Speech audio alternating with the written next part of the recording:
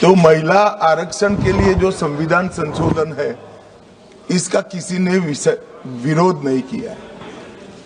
सबने बोलने के लिए तो बोला है कि हम महिला आरक्षण के पक्ष में है।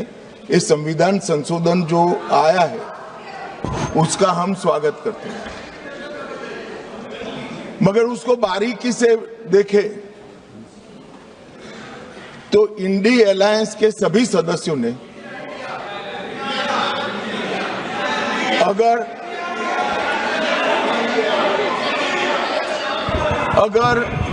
मगर किंतु परंतु इसका उपयोग कर स्पष्ट रूप से महिला आरक्षण का विरोध किया है।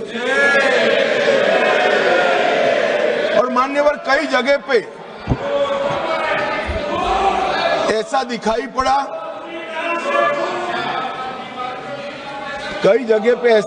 पड़ा, कि विरोध हमारे दृष्टिकोण की जगह हमारे इंप्लीमेंटेशन के तरीके पर है।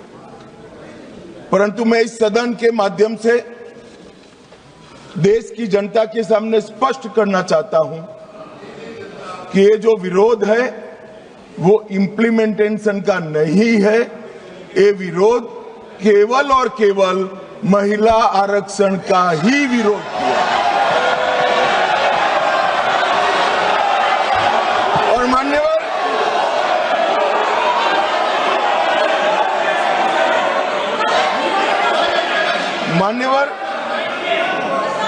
मैं ये बात को जब बोलता हूं तब मेरी जिम्मेदारी बनती है कि इस सदन को इस बात से मैं कन्विंस करूं कि तरीकों का विरोध नहीं है, बिल के तत्व का, महिलाओं के आरक्षण का विरोध है। मान्यवर, ये 3 विधेयकों में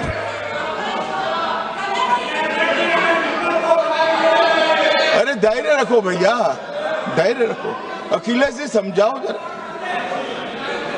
मान्यवर, ये 3 बिलों में इसका उद्देश्य मैं स्पष्ट करना चाहता हूं। पहला उद्देश्य है सरकार का और हमारे नेता नरेंद्र मोदी जी का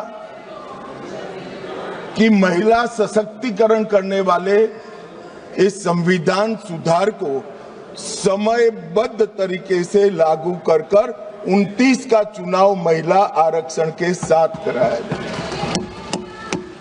इसका दूसरा उद्देश्य है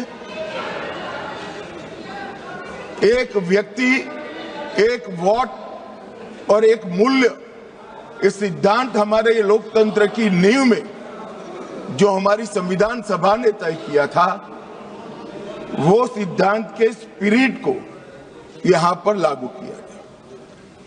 मान्यवर, ये पूरे सदन में 543 सदस्य बैठते हैं।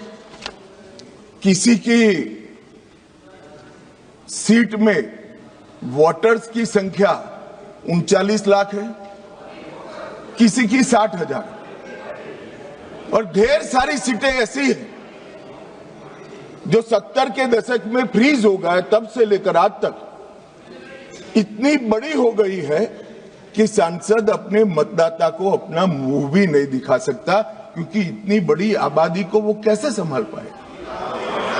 मान्यवर, जो मतदाता है उसकी अपेक्षाएं होती है, उनकी समस्याएं होती है, और समस्याओं के निराकरण के लिए वो सांसद के पास भी जाना चाहता है, मिलना भी चाहता है। क्या इस सदन में जो विरोध करते हैं उसमें से कोई मुझे समझा सकता है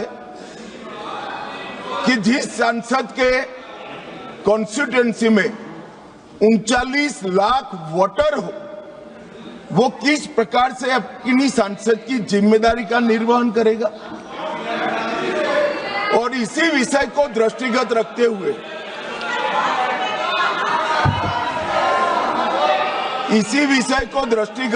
हुए हमारे संविधान में समय समय पर परिसीमन का प्रावधान किया गया है और परिसीमन के प्रावधान से ही एससी और एसटी जो जिसकी संख्या बढ़ती है उसकी सीटें भी बढ़ने का प्रावधान है। तो एक प्रकार से जो परिसीमन का विरोध कर रहे हैं वो एससी और एसटी सीटों की बढ़ोतरी का विरोध कर रहा है, वो ध्यान में रखिए। मान्यवर, संतुलित, समावेशी और व्यवहारिक लोकतांत्रिक ढांचा ये तैयार करना, इसकी जिम्मेदारी संविधान ने सरकार जो अधिकार में होती है उसको दी है।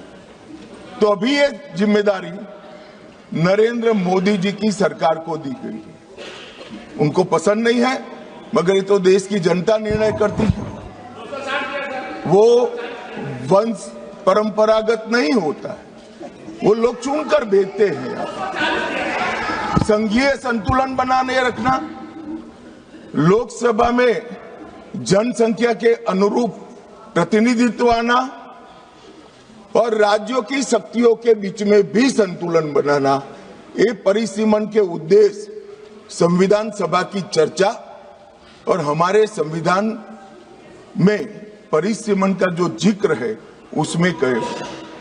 इसके साथ साथ नए भूगोल, प्रशासनिक वास्तविकताओं और शहरीकरण और रोड, रास्ते, रेल से बढ़ी हुई कनेक्टिविटी और नए जिले, ये सबका संज्ञान परिसीमन में लेना होता है, क्योंकि ये सारी चीजें सांसद को अपनी ड्यूटी का निर्वहन करने के लिए बहुत जरूरी है। मान्यवर, संविधान के अनुच्छेद 81, 82 और 170 इसके अंदर ये सारे सिद्धांतों को समाहित किया गया है और उसी के निर्वहन के लिए नरेंद्र मोदी जी के नेतृत्व में सरकार ये संवैधानिक सुधार लेकर आई। महिला सशक्तिकरण, समान प्रतिनिधित्व और संतुलित संघीय ढांचे का निर्माण करने की जिम्मेदारी के निर्वहन से ही आए। मान्यवर, कई सारे सदस्यों ने अनेक प्रकार की आशंकाएं व्यक्त की। उन्होंने ये कहा कि अभी क्यों लाए, तो मैं ये बताना चाहता हूं कि जो नारी शक्ति वंदन अधिनियम आया उसमें जिक्र है कि 2026 के बाद होने वाली जनगणना के बाद जो परिसीमन होगा उसमें महिलाओं के लिए आरक्षण सुनिश्चित करेगा। अब ये पूछते हैं तो उस वक्त काफी सदस्यों ने पूछा है कि बिल लाते वक्त आपने जिक्र क्यों किया 26 के बाद की जनगणना। मान्यवर, हमने नहीं किया है। 71 में इनकी सरकार थी, इंदिरा जी की सरकार थी, तब इसको फ्रीज कर गई थी और वो फ्रीज के कारण हमें इसका जिक्र करना पड़ा। वो फ्रीज की हुई सीटों की संख्या उठाते हैं तभी ये नारी शक्ति वंदन अधिनियम का इम्प्लीमेंटेशन होता है, इसलिए हम लेकर आए। और 71 से अब तक सीटों की संख्या फ्रीज रही और चलते चलते चलते मैं कुछ सीटों का नाम बोलना चाहता हूं। माननीय मल्काजगिरी, तेलंगाना 48 लाख संख्या मतदाताओं की, बेंगलुरु उत्तर 29 लाख संख्या, बेंगलुरु दक्षिण 29 लाख संख्या, गाजियाबाद जहां से कभी रक्षा मंत्री जी भी सांसद रहे 28 लाख संख्या, उत्तर पश्चिम दिल्ली 27 लाख संख्या। 127 सीटें ऐसी है मान्यवर जिसमें 20 लाख से ज्यादा वोटर्स है, 20 लाख से ज्यादा।